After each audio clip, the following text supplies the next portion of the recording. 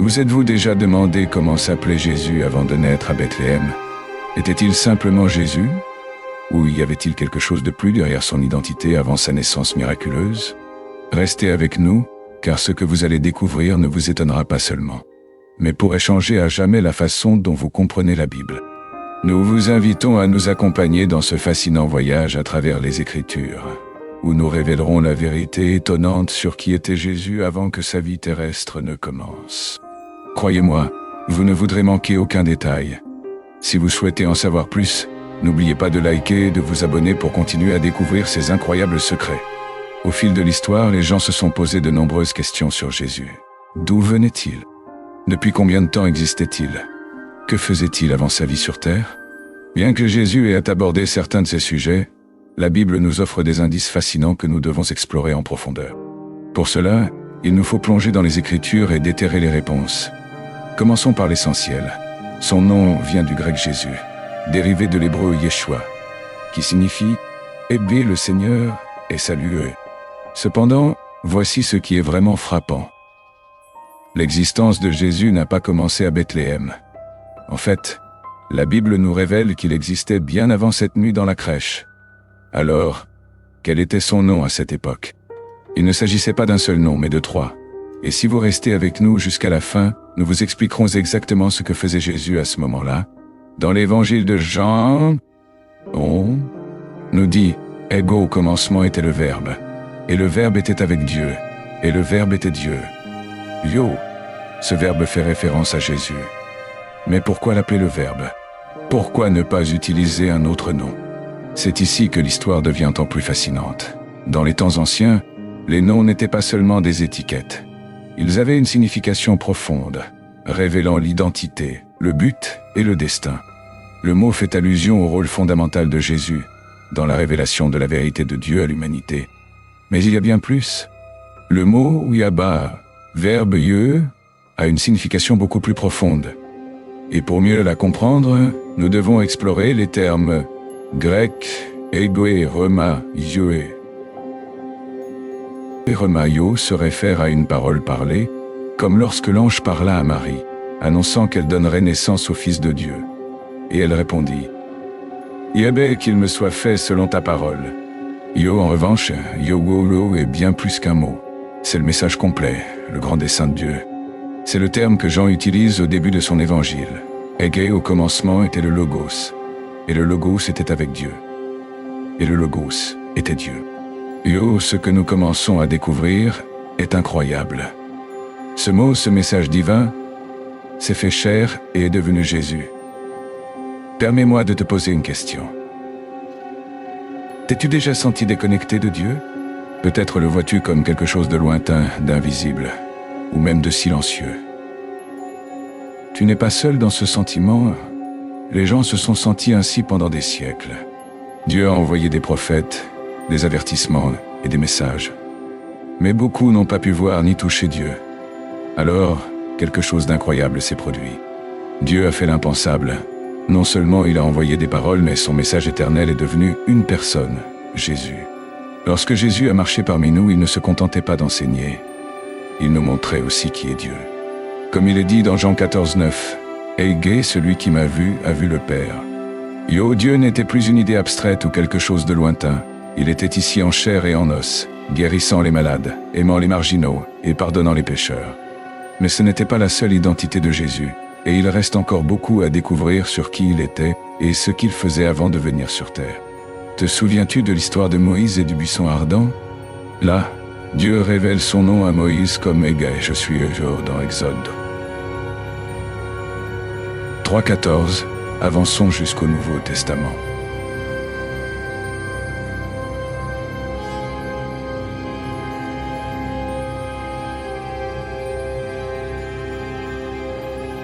Jésus revendiquait le nom divin de Dieu. Cela ne signifie pas seulement qu'il était un maître ou un prophète. Jésus déclarait qu'il est lui-même Dieu. Imagine quelqu'un aujourd'hui disant « Ege, je suis éternel et j'ai créé tout ce que tu vois ». Yo, tu le considérerais probablement comme fou, n'est-ce pas? Mais c'est précisément la réaction des pharisiens aux paroles de Jésus. Ils comprenaient parfaitement ce qu'il affirmait en disant « Yobé, je suis eux ». Jésus se proclamait comme le Dieu éternel, le même Dieu qui avait parlé à Moïse dans le passé. Pour les pharisiens, c'était un acte de blasphème, un crime puni de mort, et leur colère éclata.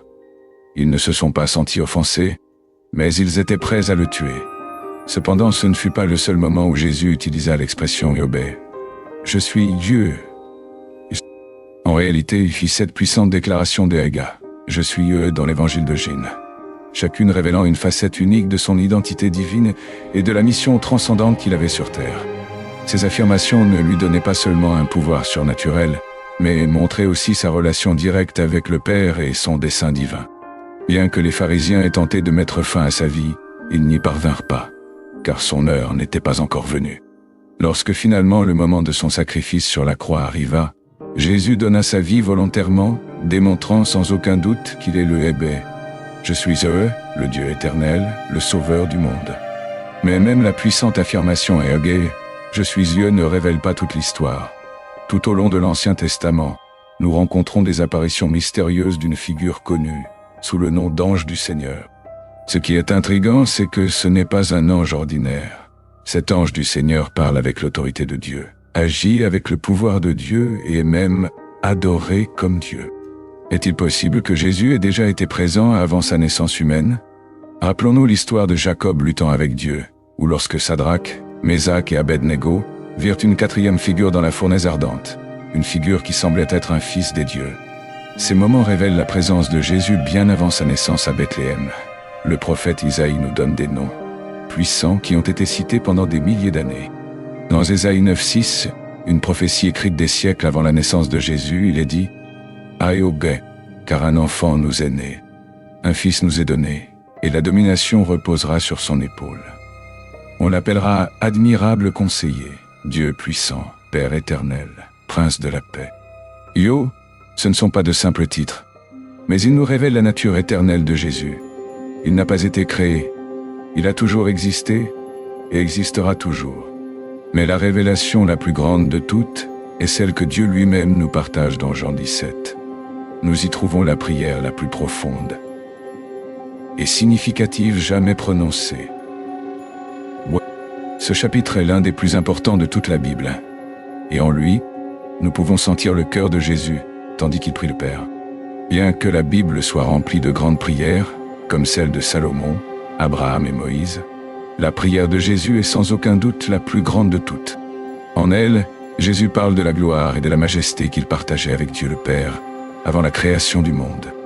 Dans Jean 17,1, nous lisons « Et lorsque Jésus eut dit ces choses, il leva les yeux au ciel et dit « Père, l'heure est venue.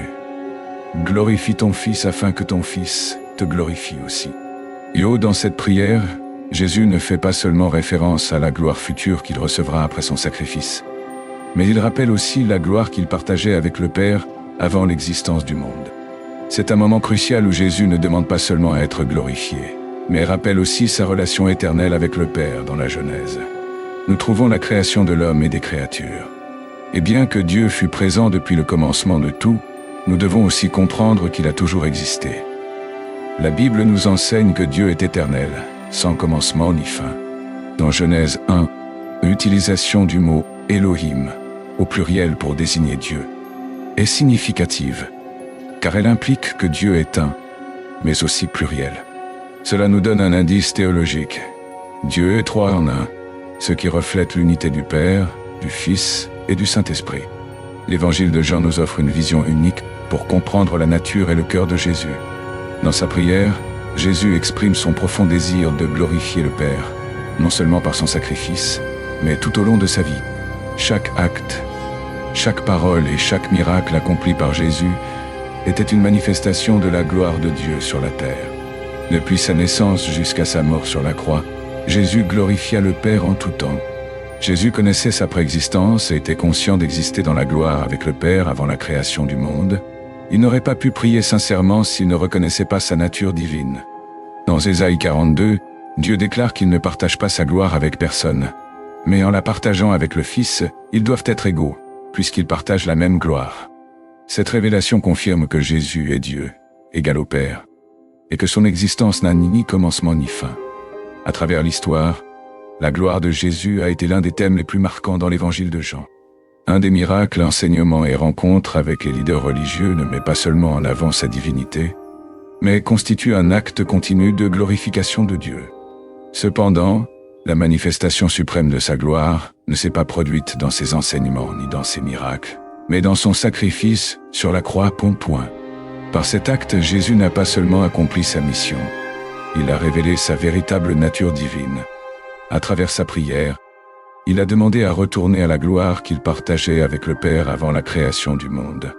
Une affirmation puissante qui confirme que Jésus est éternel et que sa présence sur terre faisait partie d'un plan divin bien plus grand.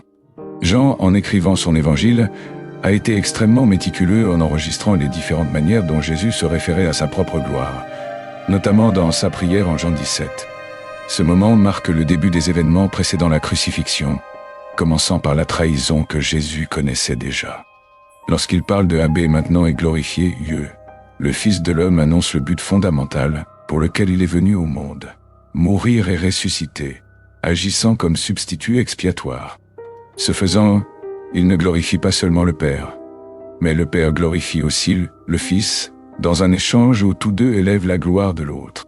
Ce principe de glorification mutuelle de Dieu est quelque chose que les chrétiens sont appelés à imiter dans leur vie, en se rappelant que tout ce que nous faisons, que ce soit en pensée, en parole ou en action, doit être pour la gloire de Dieu. Jésus n'a pas seulement prié pour sa propre gloire, mais aussi dans Jean 17, 24, il est dit « Aïe Père, je veux que là où je suis, sois aussi avec moi ce que tu m'as donné, afin qu'ils voient ma gloire que tu m'as donnée, parce que tu m'as aimé avant la fondation du monde. » Cette demande reflète le désir de Jésus de partager sa gloire avec tous ceux qui croient en lui, mettant en évidence que notre salut et notre unité avec le Christ ne sont pas simplement un acte de grâce, mais font partie d'un amour éternel qui précède la création du monde. Dans le livre de l'Apocalypse, Jean a l'opportunité de voir Jésus dans sa gloire céleste, un Jésus puissant qui ne ressemble en rien à l'homme qu'il a connu sur la terre. Apocalypse 1, 12 décrit: « Et en me retournant, je vis 7 chandeliers d'or, et au milieu des chandeliers quelqu'un qui ressemblait au Fils de l'homme, vêtu d'une tunique jusqu'aux pieds, et ceint d'une ceinture d'or. » Cette vision de Jésus est très éloignée de l'image d'un homme ordinaire. La voix que Jean entendit est décrite comme puissante, semblable au son d'une trompette. Ce qui n'est autre que la voix du Christ, l'alpha et l'oméga, le commencement et la fin. Ce titre, qui appartient uniquement à Yahvé, montre clairement que la voix que Jean a entendue était celle de Jésus, et qu'il est le Seigneur éternel. La vision que Jean écrit de Jésus dans Apocalypse présente des caractéristiques qui le placent dans une catégorie unique, au-dessus de tout ange. La tunique et la ceinture d'or évoquent l'image du grand prêtre, ce qui souligne que Jésus n'est pas seulement roi, mais aussi prêtre. Ce symbolisme a une grande signification, car les prêtres étaient les intermédiaires entre Dieu et le peuple, et Jésus, en portant ses vêtements, montre qu'il est le souverain sacrificateur qui offre un sacrifice pour les péchés de l'humanité. Mais en même temps, il est le roi éternel. De plus, Jean décrit la figure de Jésus avec des détails impressionnants. Sa tête et ses cheveux sont blancs comme la laine, resplendissantes, ses yeux comme des flammes de feu, ses pieds comme du bronze poli, et sa voix comme le bruit de nombreuses eaux poinçues. Cette vision des yeux de Jésus comme des flammes de feu symbolise un regard qui non seulement voit, mais pénètre, révèle et juge avec une justice pure. Cette description rappelle des visions similaires dans l'Ancien Testament, comme celles qui apparaissent dans le livre de Daniel et d'Ézéchiel, où les êtres divins et les anges sont représentés avec des caractéristiques surnaturelles. Cependant, ce qui distingue Jésus, c'est que sa gloire et sa majesté surpassent même celle des anges. Dans l'Apocalypse, la présence de Jésus est bien plus que celle d'un être céleste. Il se présente comme l'être divin qui est au-dessus de toute la création. Son visage brille comme le soleil, reflétant la gloire inaccessible de Dieu lui-même. La description de son apparence glorieuse nous rappelle qu'il n'est pas seulement un ange ou un messager, mais le Dieu lui-même, digne d'adoration. Jean, en voyant cette vision, tomba à ses pieds comme mort, submergé par la gloire du Christ, qui le toucha et lui dit « n'aie pas peur, je suis le premier et le dernier ». Ce moment est un rappel que bien que Jésus soit venu sous une forme humilde à la terre, sa divinité ne diminua pas. Il est l'Éternel et tout-puissant Dieu qui continue d'avoir le contrôle absolu sur la vie et la mort. Dans Apocalypse 1:18, Jésus déclare « Égé, je suis celui qui vit, et j'ai été mort, mais voici, je suis vivant au siècle des siècles. Amen. Et j'ai les clés de l'Hadès et de la mort. » Ce verset nous assure que la victoire de Jésus sur le péché et la mort est définitive. Il n'est pas ressuscité seulement pour mourir de nouveau, mais sa résurrection est éternelle. Et il possède le contrôle sur la mort, maîtrisant le destin éternel de tous. Jésus, en ayant les clés de l'Hadès, démontre que lui seul a le pouvoir sur le royaume des morts, ce qui souligne sa souveraineté et l'accomplissement de sa mission rédemptrice. Il est évident que ceux qui croient que la mort est la fin se trompent profondément, car seul Jésus possède les clés de l'Hadès et de la mort. Dans sa forme originale en grec ancien, le livre de l'Apocalypse est connu sous le nom d'Apocalypsis, ce qui signifie révélation ou dévoilement.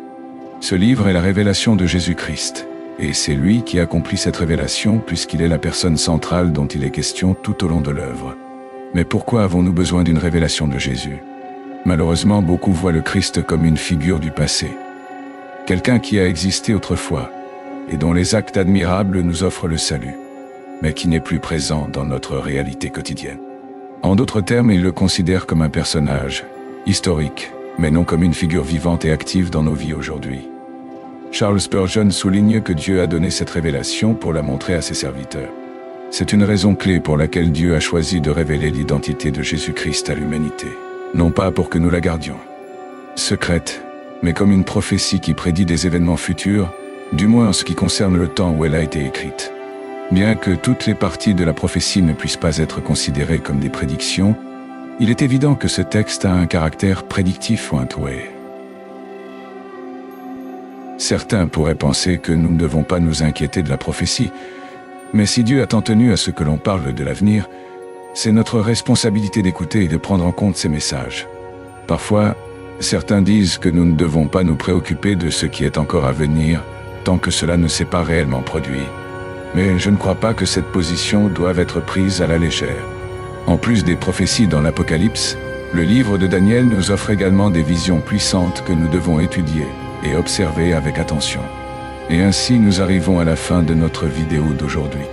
Nous espérons que la révélation sur Jésus et sa gloire t'aura autant marqué que cela a été le cas pour Jean. Que penses-tu de tout ce que nous avons appris aujourd'hui? Nous aimerions beaucoup connaître ton avis. N'hésite donc pas à nous laisser un commentaire ci-dessous pour nous dire ce que ce contenu t'a apporté. Si tu as aimé la vidéo, n'oublie pas de mettre un like et de t'abonner à la chaîne pour ne pas manquer nos prochaines vidéos. Merci de nous avoir accompagnés et à la prochaine fois.